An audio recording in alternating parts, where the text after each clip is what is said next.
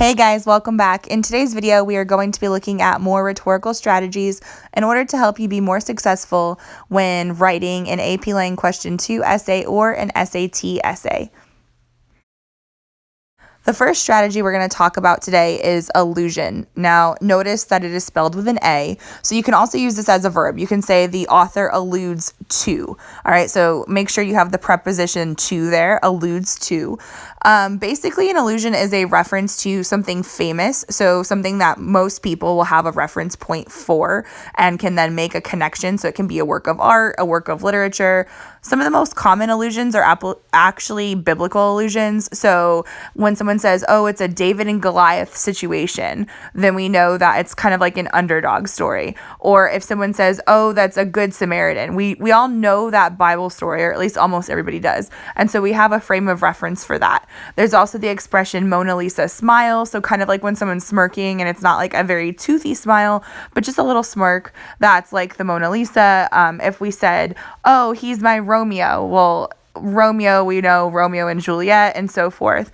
There's another famous one when someone says like, oh, that's his white whale. That's a reference to the novel Moby Dick.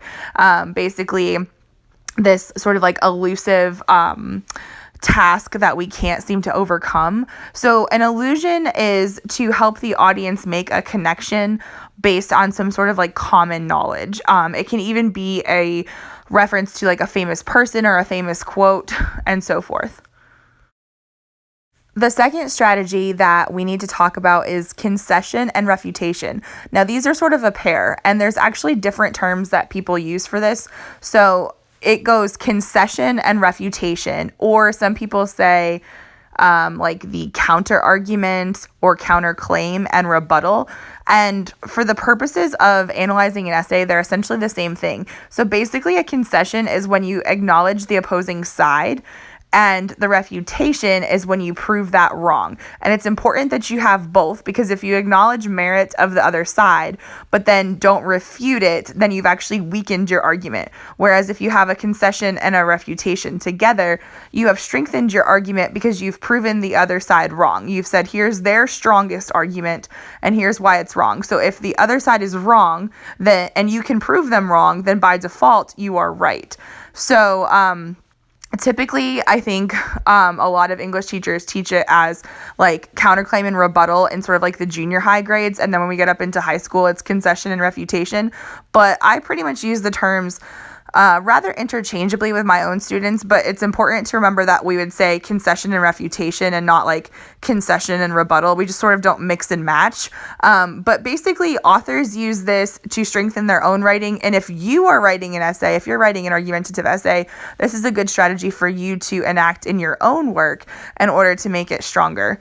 So when we set up a counterclaim or a counter argument or a concession, we want to try to think of the strongest thing that our opponents can say, and then we need to refute it. And so the refutation or the rebuttal needs to be quite strong. And sometimes students will do this, or authors, if you're analyzing a passage, they'll do it as like a whole paragraph of concession, and then the next paragraph is refutation. Other times it's not even a full paragraph, it's just one sentence is concession and then the next sentence is refutation. You don't want to put any kind of gap in between the two because they go hand in hand in order to work effectively. The final strategy we're going to talk about in this video is called call to action. And this one's actually quite important because a lot of the pieces for the SAT essays have this, and also several of the AP Lang Question 2 essays have this.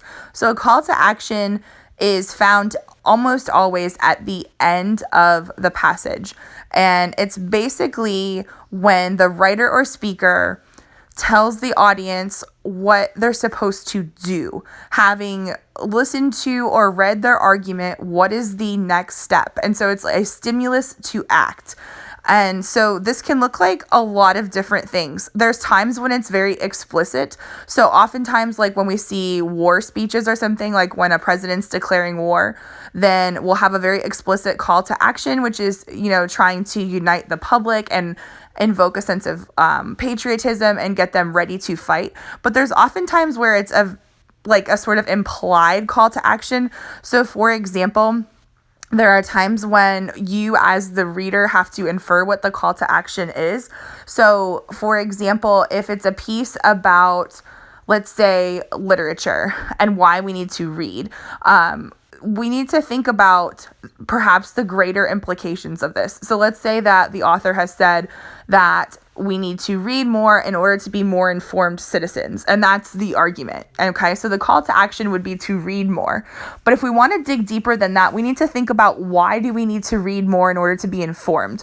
What is the benefit of an informed, like, voting populace? Well, obviously they're going to make perhaps well thought out decisions. But we need to think about the flip side of that too. So if the call to action is to read more in order to be more well informed, then we need to think about the consequences if this doesn't happen. So sometimes with the call to action, it's not just what should we do, but it's why should we do it and what happens if we don't. Thank you guys so much for watching this video. It was definitely a short one, especially for me. But if this was helpful to you, please like the video. And if you did not watch part 1, I would highly encourage you to go back and watch that one, because I gave a lot more examples in that one and explained not only how to identify some other strategies that are also very, very common, but also explained how to analyze them and write about them. So if you would like help with that, I would highly encourage you to go back to part 1. I will link it below in case you want a shortcut. And also, if you have not done so, please don't forget to subscribe, because I am posting videos basically right now every Sunday. We're doing a lot of AP Lang stuff, but also I have some AP Lit videos in the works. And I'm going to continue to do a few different SAT and ACT prep videos as well. So as always, if there's something specific that you want to see, leave me a comment below, and I'll see you guys next time.